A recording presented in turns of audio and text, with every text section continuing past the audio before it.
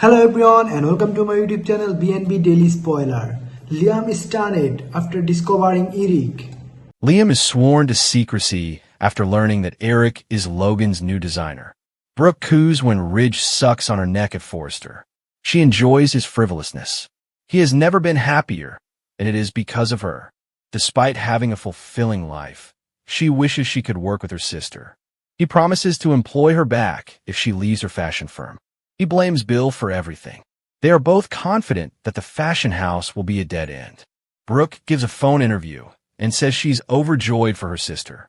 Ridge begins grumbling about the new individuals in the cutting room arguing. He misses his father, who is capable of handling situations like these. Brooke informs him that he is a people person and that people like him. They ponder on how Katie became a designer. Ridge claims that whoever it is will not be as elegant or sophisticated as Forrester. He refuses to perceive Katie's company as a competitor. It does not carry Eric's legacy. He misses his father. Brooke believes that change is inevitable. Ridge still wakes up in the middle of the night because he feels awful about putting his father out. When he sees his father, he appears content, but he knows he would give anything to be designing again. Hope requests that Liam pick up their daughter from the design office because she is extremely busy. They can't believe Eric's retirement. Liam would have handled the situation differently, not pressuring his father to resign down. They commend Ridge for realizing he had overstepped, not that it made a difference. She thinks the drama between Katie and Brooke has been difficult for both of them. Donna is caught in the middle and seeks calm. Her mother attempted to mediate the situation, but she was unsuccessful. They agree to remain neutral on this matter. They want people to get along. Hope wonders whether he knows who the new designer is. He does not. Liam survives to pick up the child. In Bill's office, he and Katie discuss Eric's intention to stick it to the dressmaker. It sounds amazing to Bill. Eric, disguised, arrives and pulls out his design portfolio while he compliments Jane on her good work. Eric reminds them that no one can know he is the chief designer. She reads through his designs and tells him they're just what she was looking for. Even Bill is really impressed. Eric claims he hasn't received compliments like this in quite some time. Bill hopes he is all in on this. He says he is completely committed to making this a success for Katie.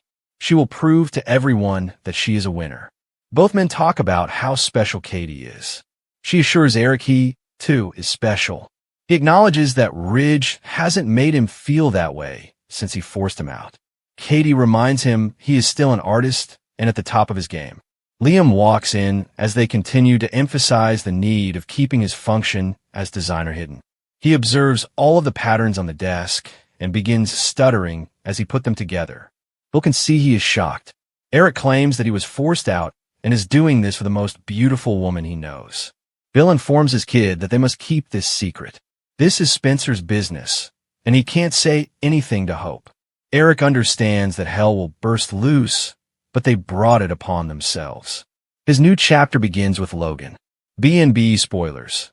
Liam Spencer became the keeper of Eric Forrester's devastating secret. Liam Spencer was 28, exhausted, and civilly hardened by a dozen minor betrayals. He had come to the loft to meet Ridge about a charitable partnership, which he had dismissed as normal. But Ridge was running behind, and the ancient study reeked of tea, cedar, and the loneliness that clings to very old men. Liam had idly unlocked a drawer behind Eric's desk, a location he'd frequented to seek for ribbon samples or an old sketch, and his touch had brushed paper with a weight that didn't belong to invoices or birthday cards. The envelope was thick and institutional, branded confidential, legal/executive. He nearly returned it. You do not rifle through other people's files, as recommended by habit. But the man in the chair, who had been like a grandfather to the Forrester children, had once saved Liam's life in a different way, via hospitality and twisted knowledge, and curiosity had taken on the form of responsibility. He slid the paper free. Inside was a stack of memoranda and a lab report, both with dates. Liam's attention fell on a name he was all too familiar with, Aurelius Group. He read 3 lines and then read them again. Contract terms, escrow accounts, and a line that stopped his throat cold. In consideration of non-action and delayed recall, buyer assumes limited liability for claims arising from pre-existing incidents as detailed in Schedule C. When he flipped to Schedule C, he saw something horrifying. There were photos, copy of a hospital intake form, and a redacted corporate memo concerning a clothing line that caught fire during an overseas fashion rehearsal 2 summers ago. A young seamstress had been severely burned. The story had been hushed. There had been a hush money payment, an anonymous settlement with the family, and, most damningly, a recommendation signed by Eric Forrester to keep the incident out of internal reports and public recall to avoid brand damage during restructuring. Liam felt the room tilt. Forrester Creations had always controlled noise with artisans' hands. Earnings were measured in fashion, but protecting the home was the true religion. Eric had served as that faith's high priest. Now the handwriting on the page was his. He sat down firmly, the chair protesting beneath him. He'd read about business cover-ups in the headlines and witnessed men treat their reputations like houseplants, disposable. But it was blood, not reputation. Somebody had been harmed. Someone could still be hurt if the same cloth had not been appropriately recalled. He pictured a girl kneeling over an iron, a rehearsal, a seam-catching flame, and the dazzling smallness of panic in a hospital corridor. Then he imagined Eric, the nice guy with the sawdust laugh, writing the term non-action. Liam tucked the note into his jacket and exited the study like a man with contraband. He did not inform Ridge at first. He texted Hope, then deleted it. He pushed his thumb on his mouth and attempted to breathe. The paper burned in his pocket, as if the ink was intended to scorch both storage and conscience. There are various types of secrets. Some lies are like a stone in the shoe, annoying and easily ignored. Some are hot and will blister whatever they touch. Liam's secret was scorching. That week, he found himself lingering around Eric with an unusual kindness. He observed the old man at supper and how Eric wrapped his words around the room like a sweater. He watched Ridge speak to him with that mix of frustration and pity that families have on file. Eric, for his part, was in unusually good spirits. A new partnership, a sketch that he couldn't stop smiling about, and a craving for late tea. Liam saw and wondered how the same hands could sign a line of ink that safeguarded a brand at the expense of a life. He attempted to test the paper. He took the paperwork to Carter, who had more legal friends than he admitted. Carter scowled and urged nothing reckless. A lawyer's first priority is to preserve the chain of custody. Put it back, Carter said, suspiciously, implying that someone else was already guilty. Call me in the morning. Do not burn it. Don't spill it. If Eric willingly signed it, it will destroy him. If he didn't, someone put his name to the cover. Liam wanted to scream, hand Ridge the file like a 2x4, and make him see. But a part of him recoiled, having been raised in Ridge and Brooks' sphere where loyalty is an article of religion. Eric, the house's grandfather, had been a type of saint, possibly flawed but benevolent. Could Eric have willfully concealed harm? The concept seemed awful. So Liam did what many men who hide secrets do. He began to base his existence on the truth. He kept his hospital shifts lengthy, finding reasons to arrive at the workplace early and stay late. He ran the file by one person after another in small, hermetic increments. A fax-only consultation with a lab tech, a stealthy chat with an investigative reporter, and each time the result was the same hushed alarm. The documents were legitimate. The signatures are genuine. The dates matched those in the patient's records. Someone, clearly an elite with money and power, had drafted a non-action clause that effectively sacrificed a vulnerable employee's health for the company's stability in a market where a brand is more fragile than fabric. In Liam's mind, Eric had evolved into something more than just a person. He was a complex and fractured story. Liam imagined Ridge's expression when he learned. He imagined Steffi's grief if she knew. He imagined the sick little seamstress and her family. He pictured a loss of trust, not only in the Forrester name, but also in the hand that had once signed birth certificates, marriage contracts, and other minor, precious documents in a town full of loudmouths. What do you do with a secret like that? The law provided solutions, but they were slow and legalistic, and justice moved like molasses while victims burned. Publicity has fast but devastating consequences. It might destroy a man who had once served as a moral anchor. Meditate, consult, and expose. Each option has consequences. He unexpectedly decided to become the keeper. Not through heroism, not through a conspiracy, by a pragmatic, rather than moral, notion of stewardship. He believed that someone should measure the immediate harm to the living against the eventual accountability of the deceased. He believed he could find a way to honor both. He told himself that if he kept the secret long enough, he'd be able to avoid knee-jerk reactions and allow for measured truth, to see if any of the same fabric had been used again, to ensure a quiet recall if necessary, to demand reparations for the seamstress and her family, and to force an internal reckoning in the boardroom rather than a shouting match on the front pages. In the weeks that followed, Liam stored the file in a safe deposit box before moving it to his residence and then to his hospital locker. The document took on the characteristics of an amulet, dreadful, talismanic, and hefty. He was careful with whom he shared. Carter received a sanitized version of the truth. Hope was given a sliver, framed in "We must protect people." Ridge was kept out of the loop. Liam couldn't bring himself to be the son who went to his father and informed him a guy had traded safety for profit. Liam's motivations were both cowardly and brave. He loved and wanted to protect his family, yet he couldn't stop thinking about the memo and the hospital papers.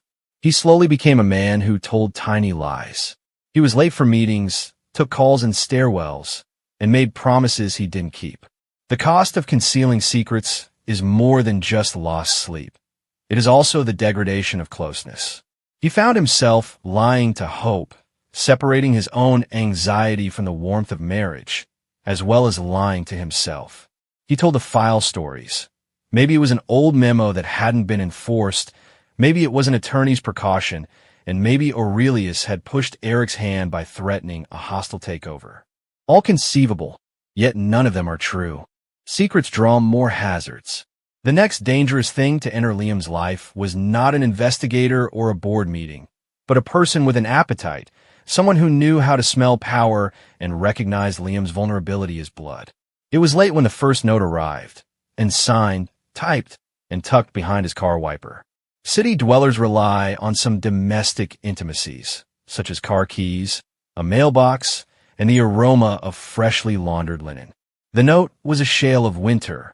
We understand what you have. You keep quiet, and we keep our lips shut. Make your decision. Liam sat in his car, feeling the long, gradual unraveling of anything resembling protection. He had been cautious, surgical, yet someone had noticed a difference in his habits. Someone had tracked his minor modifications.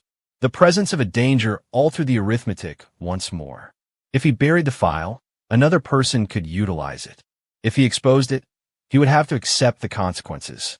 He went to Eric that night, presumably to discuss the design center. Eric greeted him with the cheerful warmth of an elderly guy who still enjoys inventing light. Lamplight pooled in the research. Liam saw everything in Eric, both good and bad, including the gray hair and the inked signature. "May I ask you a candid question?" Liam blurted. Eric's eyebrows rose. "Of course, son. You know you can." Liam almost spilled the paper.